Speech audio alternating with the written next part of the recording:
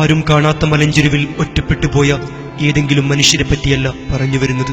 കാസർഗോഡ് നഗരത്തിൽ നിന്ന് വിളി കേൾക്കാൻ മാത്രം അരികിലുള്ള കൊട്ടാരങ്ങൾക്കും കെട്ടിടങ്ങൾക്കും കുറവില്ലാത്ത നായന്മാർ മൂലയിലെ ബഷീറിന്റെ കഥ നിങ്ങൾ കേൾക്കുക തന്നെ വേണം. നാട്ടിലെ പാവങ്ങളൊക്കെ തീർന്നുവെന്നും മലയോരങ്ങളിൽ റിലീഫ് ചെയ്യുന്നതാണ് പുതിയ ഫാഷനെന്നും ധരിച്ചുവെച്ച ന്യൂ ജനറേഷന്റെ ശ്രദ്ധയെ അവിശ്വസനീയമായ കാഴ്ചകൾ കാണാൻ ക്ഷണിക്കുകയാണ്. ഈ പുരാതന കെട്ടിടത്തെയും അതിനുള്ളിൽ കഴിയുന്ന മനുഷ്യജീവികളെയും ഒരു ഉൾക്കിടിലത്തോടെയല്ലാതെ നിങ്ങൾക്ക് കണ്ടു നിൽക്കാൻ കഴിയില്ല.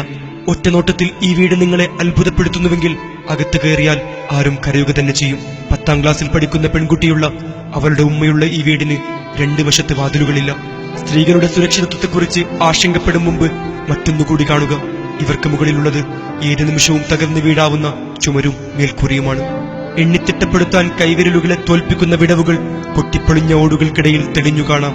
ഞങ്ങൾ പോയ ദിവസം വൈകുന്നേരം വീടിനകത്തും പുറത്തും ഒരുപോലെ മഴ പെയ്യുകയായിരുന്നു.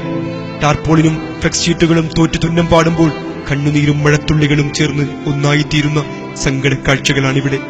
അടുക്കളയിൽ നിരത്തിവെച്ചിരിക്കുന്ന ഈ പാത്രങ്ങളിലൊക്കെ മേൽക്കൂരയിൽ നിന്ന് ഇട്ടുവീഴുന്ന മഴവെള്ളമാണെന്ന് നിങ്ങൾക്ക് വിശ്വസിക്കാൻ കഴിയുന്നുണ്ടോ?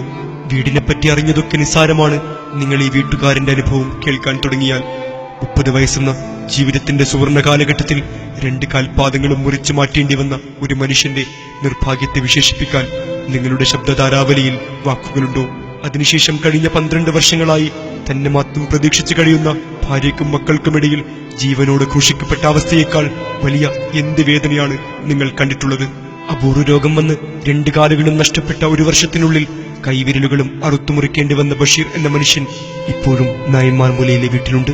12 വർഷങ്ങളായി വീടും ആശുപത്രി മുറിയും മാത്രമാണ് ഈ മനുഷ്യന്റെ ജീവിതം. കുടുംബത്തിന് താങ്ങാവേണ്ട നല്ല പ്രായത്തിലാണ് ജീവിതത്തിൽ നിന്ന് അയാൾ തെന്നി വീണത്.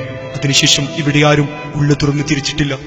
തുടയിൽ നിന്ന് തൊലിയെടുത്ത് മുറിവിൽ വെക്കാൻ ശ്രമിച്ചപ്പോഴൊക്കെ അത് അടർന്നു വീണു. കാൽപാദത്തിൽ വ്രണം വരാൻ തുടങ്ങിയപ്പോൾ പിന്നെയും അത് തന്നെ ആവർത്തിച്ചു. പ്രമേഹമായിരുന്നു ഇത്തവണ വില്ലൻ വേഷത്തിലെത്തിയത്. ബഷീറിന്റെ 2 തുടകളിലെയും തൊലി മുഴുവൻ ഇങ്ങനെ ചുരന്നെടുത്ത് തീർന്നു കഴിഞ്ഞു. കണ്ട കാഴ്ചകൾ തന്നെ ഉൾക്കൊള്ളാനാവാത്ത നിങ്ങളിലേക്ക് ഇങ്ങനെയാണ് ആ ദൃശ്യങ്ങൾ കൂടി പകർത്തിവെക്കേണ്ടത്. ദിവസങ്ങൾ കഴിയുന്തോറും വേദന കൂടിക്കൂടി വരികയാണ്.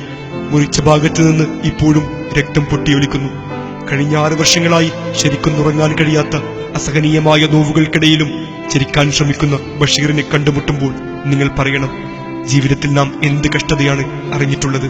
എന്തിനാണ് അഹങ്കാരത്തോടെ നമ്മൾ ചിരിക്കാൻ മടിക്കുന്നത്? ഈ വേദനകൾക്കിടയിൽ ആശ്വസിക്കാവുന്ന ഒരു രംഗം പോലും ബഷീറിന് ചുറ്റുമില്ല. ഭർത്താവ് രോഗക്കിടക്കയിലായതോടെ ഹസീന ബീഡി തെറുക്കാനും വീട്ടുജോലിക്കും പോയി തുടങ്ങി. ആ വരുമാനം കൊണ്ട് വേണം 5 പേർക്ക് വിഷപ്പെടുക്കാനും ബഷീറിന് മരുന്ന് വാങ്ങാനും. ഭാഗ്യത്തിന് ഇവർക്ക് കറണ്ട് ബില്ലൊടുക്കേണ്ട ആവശ്യമില്ല. കാരണം ഈ ഇരുട്ടുമുറിയിൽ ഇതുവരെ വൈദ്യുതി ലഭിച്ചിട്ടില്ലല്ലോ. മറ്റൊരു കാര്യം കൂടി ഇതിനിടയിൽ പറയാൻ വിട്ടുപോയി. 14 വർഷങ്ങളായി ഇവർ ജീവിക്കുന്ന ഈ വീടും സ്ഥലവും ഇവരുടെ സ്വന്തമല്ല. വാടക വാങ്ങാറില്ലെങ്കിലും വീട്ടുടമ ഒഴിയാൻ പറഞ്ഞാൽ 7 നിമിഷവും ഇറങ്ങേണ്ടി വരും. പക്ഷെ ഇങ്ങോട്ട് പോകും. ബഷീറിന്റെ ചോദ്യങ്ങൾക്ക് ഉത്തരമില്ലാതായിട്ട് കാലം കുറച്ചായല്ലോ. മഴയും കാറ്റും ഒന്നിച്ചു വരുന്ന നേരം ഈ വീടിനകത്ത് നിൽക്കുന്നത് ഏത് മനുഷ്യനെയും പേടിപ്പെടുത്തും. അങ്ങനെയുള്ള എത്രയോ രാത്രികളിൽ ഇവർ അയൽ വീടുകളിൽ അഭയം തേടിപ്പോയിട്ടുണ്ട്.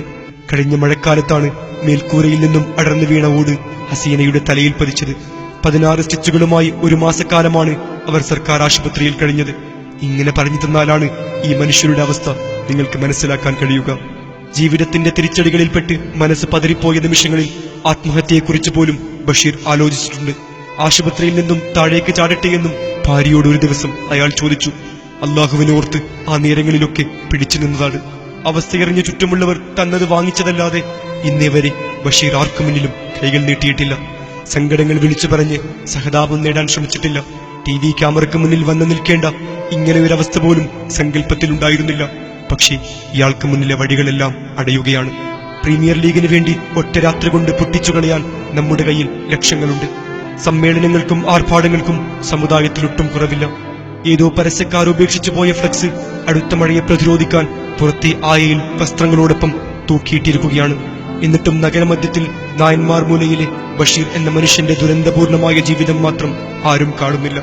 ഇവരെ മഴയത്ത് നിർത്തി നമുക്കെങ്ങനെയാണ് ഇത്തവണ പെരുന്നാൾ ആഘോഷിക്കാൻ കഴിയുക? ക്യാമറമാൻ നാസർ മാനിയോടൊപ്പം ഖയ്യൂം മാന്യ, ഈ വിഷൻ ന്യൂസ്.